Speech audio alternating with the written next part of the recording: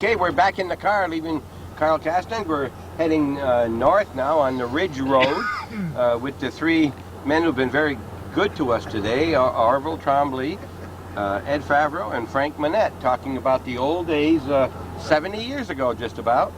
Wait till you get our 65 to 70 years bills, ago. Huh? Wait till you get our bills. I hope you don't pay off in booze. Huh? You got a heavy load, and we're very indebted to the Garsos for making this limousine available to us at no charge, and of course Leo Neverett, who is so well known, cattle dealer in the area, so well known, and his sons with 1187 running there, and Leo has been very good to us today. We didn't realize we were going to get a man like this driving for us. We didn't know who was going to be our driver, Leo. We thought we'd be stuck with U-Ball. Yes. Yeah. All we've noticed is that Leo is not wearing a tie to drive us in the limousine, and a little disappointed about that. There's the U-Ball. This is where U-Ball lives now, and this is where... Yeah, that's where the customs... Stop a minute. You have to stop. Okay. Right. You see the barn doors are still there. Yeah, okay. Your barn is still there. Yeah. The door's right there. That's where you guys were living when that... That's where we were living right here. This is where you were living. This house has been torn down and U-Ball built a whole new house. Yep. And there's the garage door where the customs stopped and one got off and ran inside. But your father wasn't involved in this at all, then? No. But your in-laws were, weren't they? Yeah. Pretty well. All the Filions. Oh my God. In-laws were. Yeah. Joe Trombley lives here too. Who? Oh, Joe, then Yeah, they live Joe. up above. We sold it to Joe. We Sold this it to to Joe, then Joe moved it in the back end. Yeah, and We then understand the truck right there is I being used to driven draw mail by Leo. U-Ball I used to right draw over mail there. at one time. And see, once... Look at Our that, benefactors in the truck right out there, guys. Look at that. Boy, she get nice wood. Oh, she got two. You know, Tell me you're not going any further till you get paid something. Yeah. There's U-Ball coming across, a big smile on his face. Look like a working man, ain't he, Leo? We were going to use the truck at first and put a table back there, but I think it was too windy. Hey, he's working good. The camera's on now, U-Ball. Put your head in here, U-Ball. Come here a minute. Listen, we want to publicly thank you very much for this. It's been outstanding. And we were driving and talking as we went. We're buying candles right now. Hey, we don't have enough room to play cards. No? Yeah, but if you want to play cards, Leo would have put somebody else driving. He would have sit in the back. He wouldn't want to sit in the back. Well, we could have got Eddie to drive. He's a pretty good driver. Well, yes, we would have got Eddie. But Eddie likes to play cards. Oh, he does too. He don't like to gamble. No? He used went in Canada and all over? We didn't go into Canada. We went up to the border on Oak Street. You can see? Let's tell us about this place, Ed. Okay. Ed, tell us about that. You lived here and your father, how long were they Were here? you born here, Elliot? No. You were born here. I lived here from 1929 to 47. 47, yeah. Did you drive around a little bit, Leo? Or Till so I can 47. get a shot of the... Is that when you got married in 47? Well, you could Yeah, go around. married in 45. Okay. And now that silo up here, folks, is built right in the middle of the barn, right? The Yeah, roofs right are in the around it. barn. And your dad put it up. Put it up. Yep. It's green lumber. Your green lumber 4 inches wide, and then you plaster it around. And there, that thing just the same day it was there. Them days was all green numbers. When you were working on the farm here, every time you went by the milk cooler where you put the ice in, did you used to think about the Trombley farm? Being in there for half an hour or whatever? Hey, Bob, I gotta get going. You got to get going. Okay. Orville's got to get going. You got to get home with his wife, right? Yeah, that's right too. I thought it'd be gone about 2 hours. You- It's almost 4. Okay. Almost what? We're going up 4 Almost 4 hours. Oh, yes. We've been out. Hey, you know my shop in there, that one. Is it a bad one, that horse? What? No, this was all. This was. When did you got married in 45, you said? Hey, that's nice right 40. there. No, I got married in 45. 45. Hey, look at this. That's old. 44, I got you. That's 51 and 52 years ago. Yeah, I got married before you, Eddie. Yeah, I know it. You couldn't stop. You couldn't. Okay, in the book also here, Rim Across the Border, it mentions Goldie Clark operated a loading station north of Perry's Mills. One night, Robert Angel, an agent in charge at Moore's, received a tip from a disaffected bootlegger that liquor was going to be taken from Perry's Mills to Moore's. 14 state troopers and federal agents took a turn in the road where the runners would have to slow down. There they stopped some empty pilot cars, Back to the nights. placed them across the road, and captured 13 cars that night.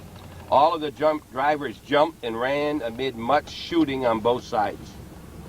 So That's the, where, that is where I go to Clark's. yes, That's where I had a load on. I got in, and I come in the morning about 7:30 in the morning, and I parked in a cornfield. So I couldn't get out that day. Next morning I got to get out. When I'm coming out, the law is standing there. uh-huh. So he says to me, I had one of those canopy trucks with a little top on. And I had loaded it all on corn. He says, kind of hauling your corn in early in the morning. I said, yes, when it's time, it's time. He said, you got to put it in. Well, yes, it was all loaded on top. I had put corn on top, So- corn on all sides. These people here, Orville's father for many years, owning the cars and so forth, and Ed drove, and Frank, and all of them here, I guess only one spent a night in jail. That's Uncle Frank up near Port Henry, right, Uncle Frank? One night. But that was it. And your dad, the time he got caught, did he really spend any time in jail? No, just Overnight? My grandfather went Went and bailed him out, huh? He wouldn't let my father couldn't bail him out himself. They wouldn't accept it. I don't Wouldn't know accept why. his own money. Well, they knew where the money came from. By the way, head one to get us out of bail and everything was J.W. Davern.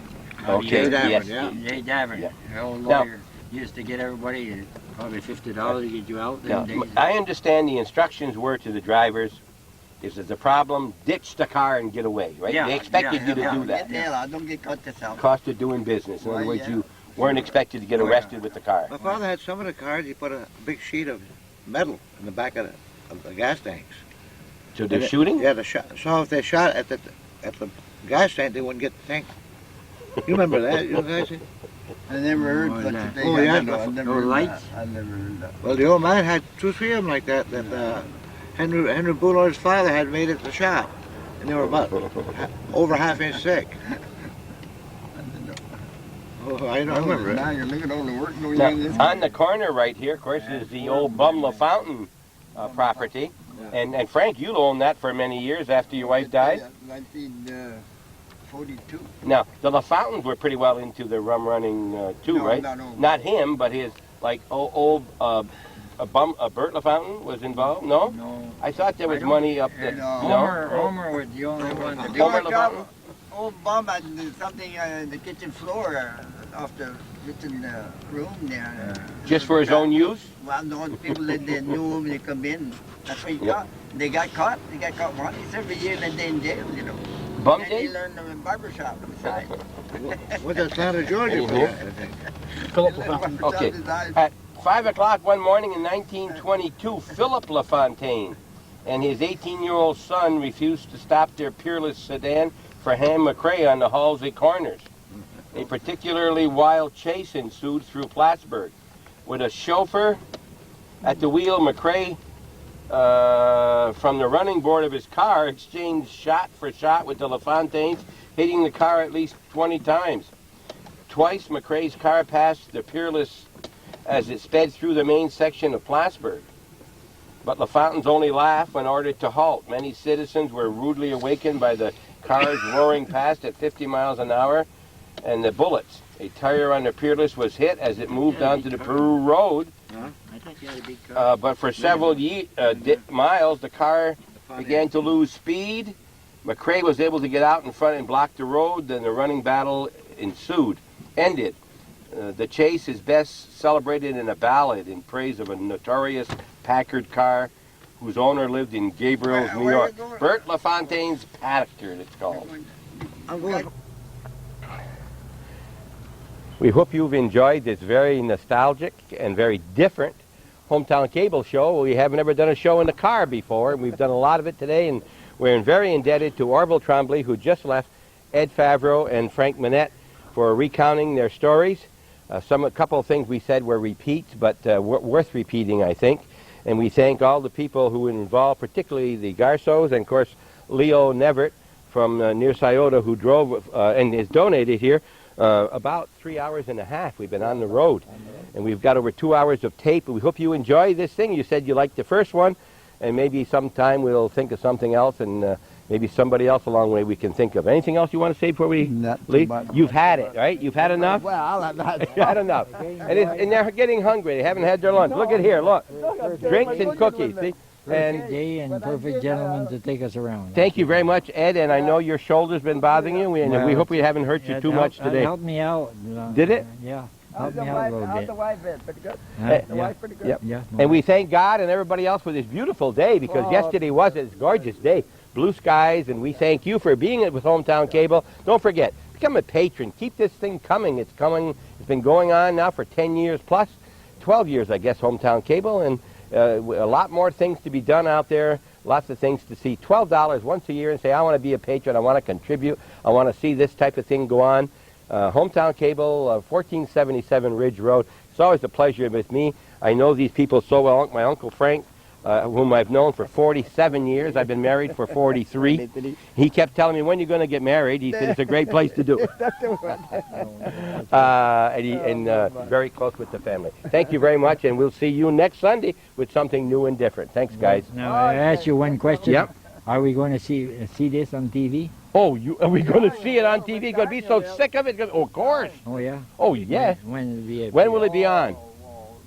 Right now it's on. If people are watching, you're going to be on right now, but it'll be on within the next 3 weeks from